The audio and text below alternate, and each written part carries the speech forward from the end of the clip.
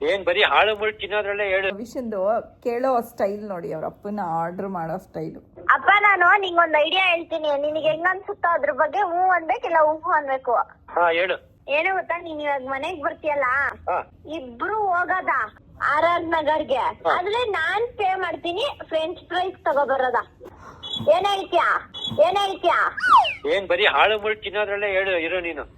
ಅನ್ನ ಸಾರ್ ತಿನ್ನು ಅಂತ ಹೇಳಕ್ಕಾಗಲ್ಲ. ತಿಂತಿಯಲ್ಲ ನೀನು. ಓಕೆಮ್ಮ.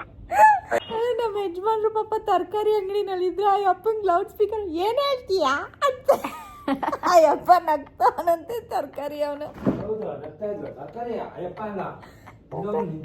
ಕಸ್ಟಮರ್ಸ್ ಬೇರೆ ಕಸ್ಟಮರ್ಸ್ ನಗ್ತಾ ಇದಾರೆ ಅಂತ ಏನ್ ಹೇಳ್ತೀಯಾ ಅಂತ ಅಳ್ಕೊಂಡು ಯಾರು ನಗ್ತಾರೆ. ಬರೋದ. ಏನ್ ಹೇಳ್ತೀಯಾ? ಏನ್ ಬರೀ ಹಾಳು ಮುಳು ತಿನ್ನೋದ್ರಲ್ಲೇ ಹೇಳು ಇರು ನೀನು. ಅನ್ನ ಸಾರ್ ತಿನ್ನು ಅಂತ ಹೇಳಕ್ಕಾಗಲ್ಲ. ನೀನ್ ತಿಂತಿಯಲ್ಲ. ತಿಂತಿಯಲ್ಲ ನೀನು.